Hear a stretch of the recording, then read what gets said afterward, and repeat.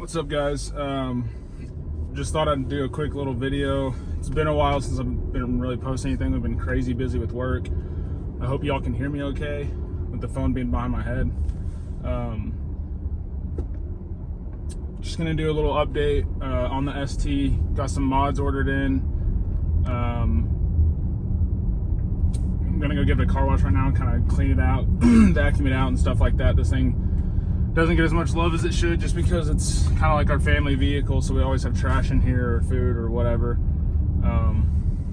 Try to take care of it the best we can, but I have the 93 tune flashed right now on the car. Just got off the 91 that we normally leave it on. Kind of a few updates. I just got a Can-Am side-by-side that I'll be doing a video on probably in the next couple of days. We're gonna go to Colorado this upcoming week, so maybe have a few cool videos there. So kind of plans changed. I may not be getting the Bronco anymore. I still have my allocation. I still have the pre-order, but I can cancel it or not cancel it. I don't have to take delivery of it, and I lose $100 is all. So we're not stuck with buying the Bronco, and honestly the reason being is because I've just kind of gotten burnt out by the whole thing. Like, you know, you're gonna get it next month, or you know, and I ordered the thing in like whenever the release date was, November I think. Ordered it, or October maybe. I ordered it in October, November, whenever it was. The first day that they released it, I ordered it, and I was told that, you know, we would see them probably like January, February. That didn't happen. Then it was March, April. That didn't happen. Then it was like middle to late summer. That's not gonna happen. They're just now starting to release the base models, and ours is the hardtop version that's painted. So it's like probably gonna be one of the last ones to get released. And Ford tells you, yeah, you can take delivery of it with the soft top if you want, and then the hardtop, whenever it comes in, we'll give it to you. That just kind of ruins it for me. I don't want to buy the car and it be, you know, our model's completely spec'd out, I think was $62,000. I don't want to buy a $62,000 Bronco that is not exactly how I wanted it whenever I ordered it from Ford. There's just, you know, and then they release the thing that, you know, the Warthog or the Bronco R or whatever that's going to be, that's going to have the bigger motor in it. That's going to release in a year and a half, you know, probably hit the streets in 2 years, and then I'm going to be wishing that, you know, that Bronco is going to be cool, but as soon as that one comes out, or the Bronco that we ordered is going to be all cool and it's great, but as soon as that other one comes out, I'm going to want that one. Then I'm going to have an outdated car. Whenever I should have had the Bronco, you know, almost a year ago now, and you know, I still don't have it, so it's just kind of burning me out. I may just cancel it, put some money and give the ST some love, put some money in the ST,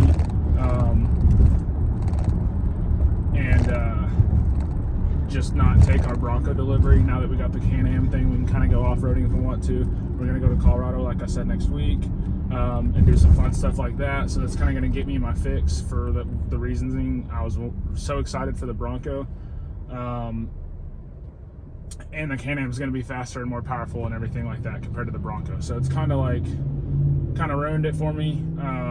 So I don't know for sure if we're going to take the Bronco order. You know, that all changes whenever you see it. As soon as I see it, I'm probably going to want it. I think we did a really cool spec with the color and everything like that. And I'll kind of do some more videos on that whenever that gets closer. But I was just going to go give the ST a wash, give y'all kind of a review on this tune. As far as the mods, I got lowering springs and spacers for the ST that are on its way. Everything's obviously back ordered, so I have no idea when it's going to get here. But as soon as it does, I'll probably just wait to do both of them at the same time, so it looks really good. Was thinking about doing different wheels, but honestly, I don't mind the 21s. I know they're really heavy, but for me, the wheels look fine. I'd rather spend, you know, the $3,000, $4,000, depending on which wheels, $4,000 instead of putting it into wheels and tires, whenever this car already has 21s and it looks pretty freaking good with just spacers and a lowering kit on it. I would rather spend that $4,000 in performance mods if I was going to spend that money. So with with that kind of being the deal, I'm going to do that. Next thing is going to be the intercooler. I'll probably order it.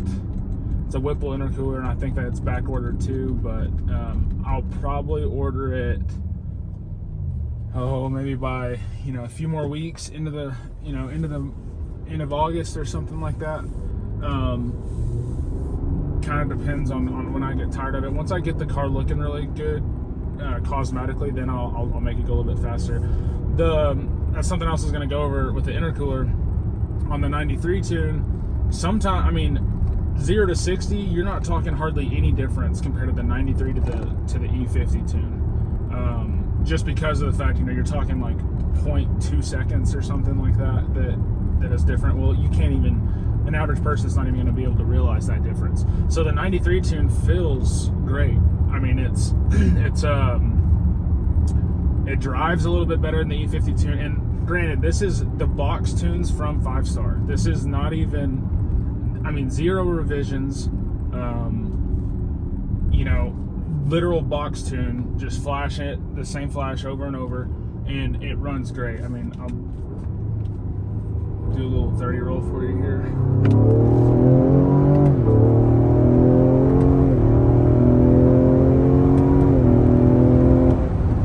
So, and also, the ST speedometer, I don't know if it's just mine or if it's everybody's, but it's a little delayed just because of the fact that it is digital and it doesn't have the numbers. I don't know if you can see. It doesn't have the numbers in the gauge, so it's kind of hard to guess where you're at. But I've seen with the Draggy that it hits 60 and it doesn't even show 60 on this, and then I let off and it shows 60, 3 or 4 or whatever, just because it's that delayed. So it's kind of hard, especially on video. I'm sure it's even more delayed. But as far as everything else, this car is phenomenal. With a box tune, this thing is going to be insane. My mom actually just bought a Audi RS Q8. I want to say it's like 590 horsepower or something like that. Twin turbo V8. Basically a Lamborghini Urus. They have the same frame, motor, transmission, everything. It's just the Urus has, a little bit different tuning, I believe. Just so that it is the premier package. But I want to get a race with that and see, and just kind of give everybody an example of what you're getting for this car, with it being, out the door tax and everything. I think I paid $58 for this car. So for $58,000 and a tune, which was $600, that's with the Engage. $600 was the Engage and the tuning, I believe. It may have been $700 or $800. I can't remember. I think it was $600. And you get this car that performs amazing. And I want to show you what that stacks up like on tune only against the Audi RS Q8, and just kind of see where you're at, because that car, the Audi, is literally over double the price of an ST. You could literally have an ST and spend, buy every mod out there available performance-wise for this thing, probably still even build the motor and be cheaper than an Audi RS Q8 is. Obviously, there's a lot of other stuff, like the inside of the Audi is just unbelievable. It's 130, I think 136 before tax, 136,000 for that Q8. So definitely not a cheap car. So for the ST being half the price, I just think that it's really cool. I'm gonna flip a little UV right here before I give it a car wash.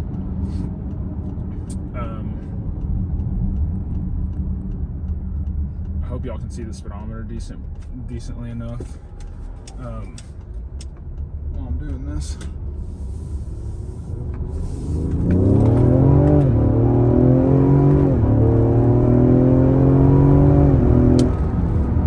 So that was 0 to 72-ish or something. I just kind of let off once I got close to this car, but this car freaking rips, man. And this is just on a 93 tune, so it still has more just off of the tune only. I just didn't want to mess with dealing with the E50 right now. We're about to go out of town and stuff like that with my truck, so I didn't know how that really worked with like you know, a mixed gas settling and stuff for over a week. I didn't want to really mess with that. So, I mean, even in third gear, like staying in the gear, just once the turbo spool, it just freaking, it rips, and it's awesome. I have a buddy with the F-150 EcoBoost, a new one, and this thing smacks it. I mean, it's not even close. And a big thing with that is the 10-speed. I think with this car without the 10-speed would not be near as special. You know, an 8-speed would probably still be fun, but the 10-speed is just, you know, you can literally, you know, you know you're ripping through the gears like every time, and it goes through a gear in like half a second. So by the time you hit 60, I think you're already shifting into fourth gear. So it's, I mean, it's just a ton of fun. The car's fun. These little paddle extenders are great just because for me, like if you're turning or anything, you can kind of grab them a little bit easier. These little short ones, you can never really mess with them. You know, if you don't have it in manual, that's not really a problem. All right, just finished the wash. It's still drying. I'm just gonna kind of sit here while it's drying a little bit in the sun.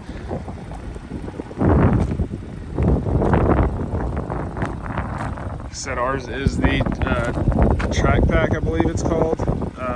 Comes with the 21s, the bigger brakes, and brake pads, and rotors, and the different screen. I don't know what else comes with it besides that. We got the massage seats. I mean, the thing is fully loaded. I just don't know which package that falls into. But the last few things, like I said, mod-wise, what I want to do cosmetically, it will be lowered and on the 21s. So and on the spacers, I'm sorry. So it'll actually be like, I think it's 2 or 3 finger gap is all. So it drops it, it's an inch and 3/4 in the rear, and 1.6 inches on the front. So it's pretty much all the way down. And then the spacers that I got are the 1 1.25 inch spacers. So it's literally gonna poke it out all the way to basically to where it is flush with this. Cause as you can see right now, it is not, it's pretty sucked in. So I'm not really a fan of that. The taillights are getting tinted, along with the Fords being blacked out.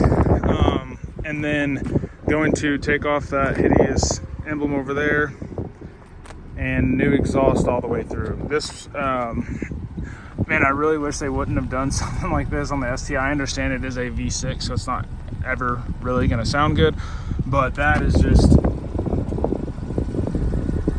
I don't know why they do that, but they do. So I think it has something to do with rust or something. If since they sell these vehicles, you know, all over the US, especially up north, if it snows in it or whatever, you know, it can rust out your mufflers. So I understand it, but I wish it was like a different option you could have done, or have for to kind of replace it. So I'm going to, and I think it's on like 2 1/4 piping or 2-inch piping, the exhaust is. So pretty restrictive. I would love to get a full custom 3-inch with downpipes, and then throw either the Corsa or some other kind of catback on the back. That would be awesome. And then the last thing cosmetically is the roof rails delete. So that's they make a delete cap that literally this just comes off. And it's just a cap that's a blank cap all the way across the top. It's like the ones that you see on the police interceptors, the Explorers. So I think that looks a lot better. Kind of gonna go with that.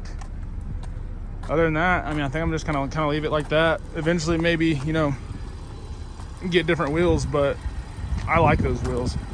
I know they're heavy, but they're 21s. Also, it doesn't cost me more money. And like I said, if I'm gonna spend $4 grand on mods, I'd much rather it be on performance and other things rather than different wheels whenever I already have black 21s. So we're gonna go and do some 0 to 60s real quick, and I will show you guys. Sport, traction off, kind of show you guys